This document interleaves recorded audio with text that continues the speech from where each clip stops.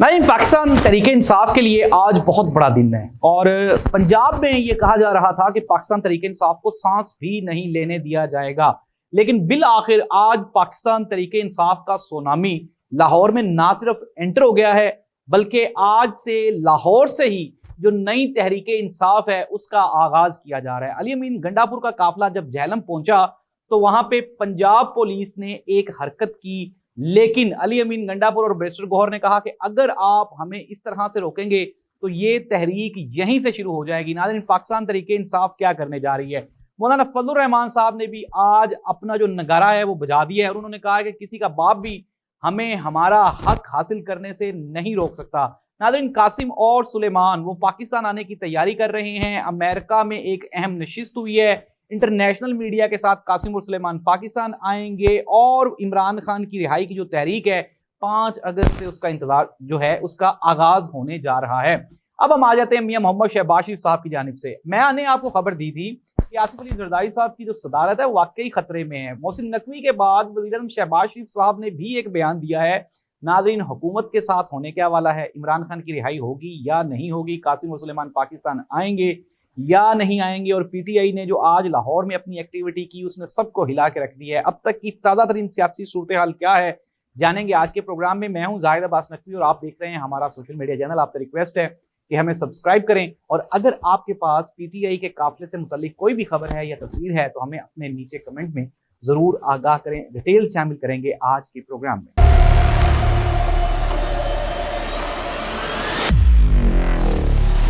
Programme का बाकायदा आगाज करते हैं। सबसे पहले आज की सबसे अहम खबर यह है कि पाकिस्तान तहरीक इंसाफ का 500 लोगों पर मुश्तमिल काफिला वो बिल आखिर लाहौर पहुंच गया।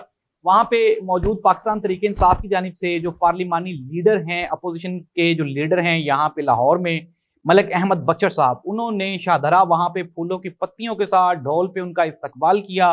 बैरिस्टर गौहर, अली अमीन गंडापुर, इसके अलावा और भी अप्रोक्सीमेटली 5 लोगों पर मुश्तमिल ये काफिला है जो कि पंजाब के शहर दारुल हुकूमत लाहौर में पहुंच चुका है। वो पाकिस्तान तहरीक इंसाफ जिस पे ये एक वक्त ऐसा आ गया था कि लाहौर में एक जलसी भी नहीं करने दी जा रही थी, अब ये सारे का सारा काफिला लाहौर कैसे पहुंच गया, ये एक सवालिया निशान है। नाज़रीन, इससे पहले मैं आपको यहाँ पे थोड़ी देर के लिए पीटीआई के बारे में रोकूंगा और मौलाना फजलुर रहमान साहब की जो आज की तकरीर है वो इंतहाई अहम है, वो आगे चल के इंतहाई अहम किरदार अदा करने वाली है पाकिस्तान के सियासी मंजरनामे पे।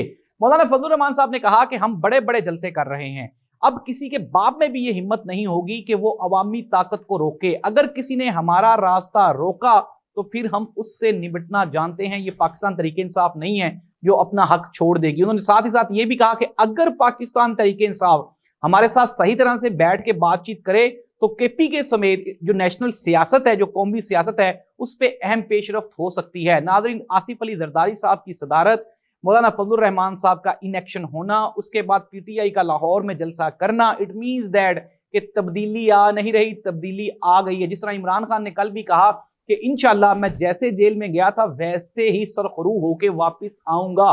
और साथ ही साथ नाज़रीन, ब्रेकिंग न्यूज ये है कि इमरान खान के साहबजादों को जो रोकने की यहाँ पे प्लानिंग की जा रही थी वो भी बढ़ गई है। और मैंने आपको कल खबर दी थी कि ये जो इन्होंने बयान दे दिया इनके गले की हड्डी बन जाएगा। अब जो नया प्लान है कासिम और सुलेमान का पाकिस्तान आने का वो ये है कि इंटरनेशनल मीडिया को और इंटरनेशनल डेलीगेशंस को साथ लेके आया जाएगा ताकि यहाँ पे पहुंचने के बाद किसी भी हंगामी सूरत हाल से निपटा जा सके। जिस तरह हुकूमत पाकिस्तान ने यह मौका अपनाया था कि उनको गिरफ्तार करके हम ब्रिटिश जो एम्बेसी है उनके हवाले कर देंगे, अब इस तरह का कोई प्लान नहीं बनाया जा रहा। अब ये कहा जा रहा है कि वो आए, आगे अपने वालिद के साथ मुलाकात करें, उनकी जो रिहाई का प्रोसेस है उसमें वो शामिल हों, हम उनको नहीं रोकेंगे। लेकिन नाज़रीन, कहते हैं कि जब तीर कमान से निकल जाए तो फिर उसको रोकना मुश्किल ही नहीं नामुमकिन होता है। हुकूमत पाकिस्तान गलती दर गलती वो कर चुकी है।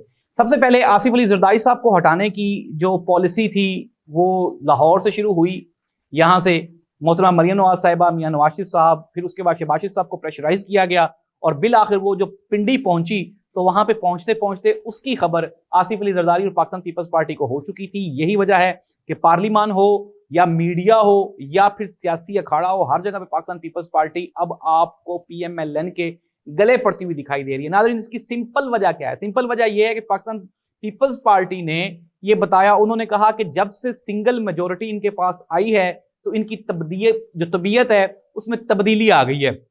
साथ ही साथ मैं आपको ये भी बता दूं कि पाकिस्तान पीपल्स पार्टी ने कहा कि ये जो इनको सिंगल मेजोरिटी मिली है ये खैरात में मिली है। नाज़रीन आप ये देखें कि पाकिस्तान तहरीक इंसाफ का जो मौक़िफ़ है वो पीपल्स पार्टी भी मान रही है, JUI फे मौलाना फजलुर रहमान साहब भी मान रहे हैं और पूरे सियासतदान मान रहे हैं। अगर कोई हट धर्मी पे कायम है तो वो मौजूदा हुकूमत यानी कि PMLN है, जो ये कहते हैं कि हर हाल में इक़्तिदार के साथ चिमटे रहना हमारा पैदाइशी हक है। अदरवाइज अगर हम यहाँ पे इखलाकियात की और मेरिट की बात करें तो PMLN को इस वक्त हुकूमत में रहने का बिल्कुल कतन कोई जवाब नहीं है। अब हम आ जाते हैं होने क्या वाला है, जो अहम सवाल है। PTI ने लाहौर में आज जो इकट्ठ कर दी है, इट मीन्स दैट कि ये एक मैसेज है PTI पंजाब के उन डरे हुए, सहमे हुए और घबराए हुए कारकुनान के लिए जो इमरान खान की रिहाई तो चाहते हैं लेकिन साथ ही साथ वो कोई वायलेशन नहीं चाहते।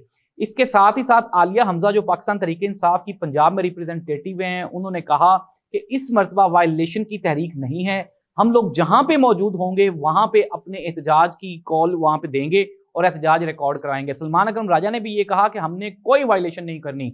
इस मरतबा जो पाकिस्तान तहरीक इंसाफ का प्लान है कि हम जो अपना जमहूरी हक है एहतजाज रिकॉर्ड करवाने का उसको इस्तेमाल करेंगे। साथ ही साथ इमरान खान की फैमिली, अलीमा खान, नूरीन खान न्याजी और इमरान खान के बेटे, अब ये जो पूरी का पूरा कॉम्बिनेशन बन रहा है इसने, अब मैं आपको बताता हूँ कि थोड़ा सा पाकिस्तान तहरीक इंसाफ में ये जो एक्सेलरेशन मोबिलाइजेशन आई है ये आई कहाँ से है? ये आई है इमरान खान के बेटों की अनाउंसमेंट के बाद। अब शेर अफजल मरवत साहब ये फरमा रहे थे कि जी इमरान खान के बेटे नहीं आएंगे, उससे डीमोरलाइज हो जाएंगे और अगर वो ना आए तो क्या होगा। नाज़रीन मैं आपको बताता हूँ, इमरान खान ने इससे पहले भी जितनी भी मूव्स ली हैं अपने इक़्तिदार के बाद, उन सब का जो रिजल्ट है वो 100% पॉजिटिव निकला है। चाहे वो 8 फरवरी का इलेक्शन हो, चाहे वो 26 नवंबर का एहतजाज हो, चाहे वो अडयाला जेल के बाहर एहतजाज हो, इमरान खान हर जगह पे आपको सुरखरू होता हुआ दिखाई देगा। इट डजंट मीन दैट कि वजारत उज़्मा हासिल कर ली जाएगी, इमरान खान की रिहाई होगी, नहीं। इमरान खान क्या चाहता है, जिस तरह पाकिस्तान मुस्लिम लीग नून के जो बड़े रहनुमा और रहबर हैं वो कहते हैं नेल्सन मंडेला मॉडल जो है उसको फॉलो किया जाएगा। नाज़रीन पाकिस्तान तहरीक इंसाफ ने सुप्रीम कोर्ट ऑफ पाकिस्तान में एक रिट दायर की है जिसमें यह कहा गया है कि नेल्सन मंडेला जो रूल्स हैं, जेल में कैदियों के जो राइट्स हैं, वो इमरान खान को नहीं दिए जा रहे। इट मीन्स दैट कि इमरान खान को नेल्सन मंडेला के साथ डायरेक्टली कंपेयर किया जा रहा है और ये कोई अचंभे की बात नहीं है। इमरान खान ने अपनी 2 साल की जो जेल है उससे ये साबित किया है कि इमरान खान वाकई वो सियासतदान है जिसका शुमार बड़े पाए के सियासतदानों में बाआसानी किया जा सकता है। और ये कोई झूठ या कोई आप ये र्यूमर नहीं है, हकीकत है, फैक्ट्स हैं जो आपके सामने हैं।